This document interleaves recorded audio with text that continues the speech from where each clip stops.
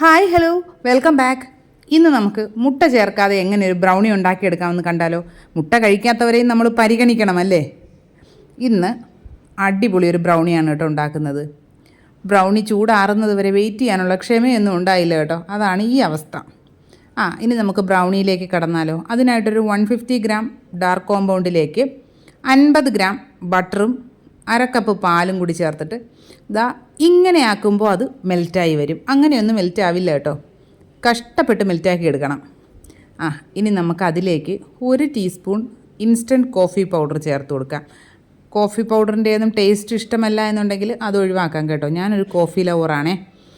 ഇനി ഇതെല്ലാം കൂടി നന്നായിട്ട് മിക്സ് ചെയ്ത് അത് ചൂടാറാനായിട്ട് നമുക്ക് മാറ്റി വയ്ക്കാം. ഇനി ഒരു അരിപ്പിലേക്ക് 3/4 കപ്പ് മൈദ ചേർത്ത് കൊടുക്കുക, 1/4 കപ്പ് കൊക്കോ പൗഡർ ചേർത്ത് കൊടുക്കുക, 1/2 ടീസ്പൂൺ ബേക്കിംഗ് പൗഡർ ചേർത്ത് കൊടുക്കുക, 1 പിഞ്ച് ഉപ്പ് ചേർത്ത് കൊടുക്കുക, നന്നായിട്ട് അരിച്ചെടുക്കുക.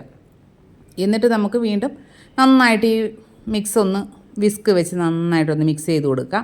അതിനുശേഷം ഇതിലേക്ക് നമ്മുടെ മെൽറ്റ് ചെയ്ത് വെച്ചിരിക്കുന്ന ചോക്ലേറ്റും ബട്ടറും പാലും കൂടെയുള്ള മിക്സ് ഒഴിച്ചു കൊടുക്കാവുന്നതാണ്. അത് ഒഴിച്ച് കൊടുത്ത് നന്നായിട്ട് മിക്സ് ചെയ്തെടുക്കുക. സ്ലോലി വേണം മിക്സ് ചെയ്യാനായിട്ട്, ഓവർ മിക്സ് ചെയ്യരുത്. ഇതിനകത്ത് ഒരുപാട് എയർ ബബിൾസ് ആയിക്കഴിഞ്ഞാൽ ഇതങ്ങ് ഒരുപാട് കേക്ക് പോലെ സോഫ്റ്റായി പോവും.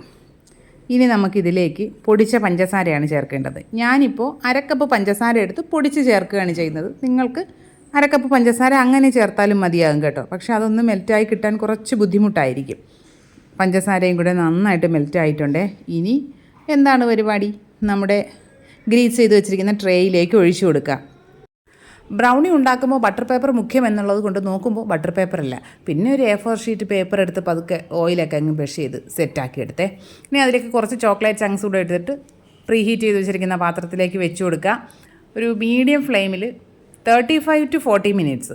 ഞാൻ 35 മിനിറ്റ്സ് നോക്കിയപ്പോൾ അത്ര ഇങ്ങോട്ട് ഇതായില്ല. ഒരു 5 മിനിറ്റ് കൂടെ വെച്ചപ്പോഴേക്കും പെർഫെക്റ്റ് ആയിട്ട് കിട്ടിയിട്ടുണ്ട് കേട്ടോ. പിന്നെ നമ്മൾ ചോക്ലേറ്റ് ഇല്ലാത്ത ഭാഗത്ത് വേണം സ്ക്യൂർ വെച്ചൊന്ന് കുത്തി നോക്കാനായിട്ട്. ഇനി ചൂടാറി കഴിയുമ്പോൾ നമുക്കിതിനെ കട്ട് ചെയ്തെടുക്കാം. ഒരുപാട് ചൂടാറാനുള്ള ക്ഷമയൊന്നും എനിക്കും കിട്ടിയില്ല, എൻ്റെ മക്കൾക്കും കിട്ടിയില്ല കേട്ടോ. ചൂടാറിയിട്ട് വേണം കട്ട് ചെയ്തെടുക്കാനായിട്ട്, ഇല്ലെങ്കിൽ ആ ചോക്ലേറ്റ് മെൽറ്റായി ഒക്കെ ഇരിക്കുന്നത് കൊണ്ട് നല്ല ബുദ്ധിമുട്ടായിരിക്കും കേട്ടോ. പിന്നെ നിങ്ങൾ മാക്സിമം ബട്ടർ പേപ്പർ വെക്കാൻ തന്നെ ശ്രമിക്കുക. A4 ഷീറ്റ് പേപ്പറിൽ നിന്ന് തീരെ വിട്ട് വരുന്നില്ല. എന്നാലും നമ്മൾ ബ്രൗണി കഴിക്കണമെന്ന് ആഗ്രഹമായിരിക്കുമ്പോൾ ഏത് വിധേനയും നമ്മൾ കഴിക്കുമല്ലോ. നല്ല ടേസ്റ്റായിരുന്നു കേട്ടോ, നല്ല അടിപൊളിയായിരുന്നു. നല്ല ചോക്ലേറ്റിൻ്റെ ഫ്ലേവറൊക്കെയുള്ള അടിപൊളി ഒരു ബ്രൗണിയാണ് കേട്ടോ. വീഡിയോസൊക്കെ ഇഷ്ടമാണെന്നുണ്ടെങ്കിൽ പ്ലീസ് ഒന്ന് ചാനൽ സബ്സ്ക്രൈബ് ചെയ്ത് സപ്പോർട്ട് ചെയ്യണം. വീഡിയോസൊക്കെ ലൈക്ക് ചെയ്യുക, കമൻറ്റ് ചെയ്യുക, ഷെയർ ചെയ്യുക. ഏകദേശം ഈ അവസ്ഥയായിട്ടുണ്ട് കേട്ടോ. എന്നാലും നല്ല ടേസ്റ്റായിരുന്നേ.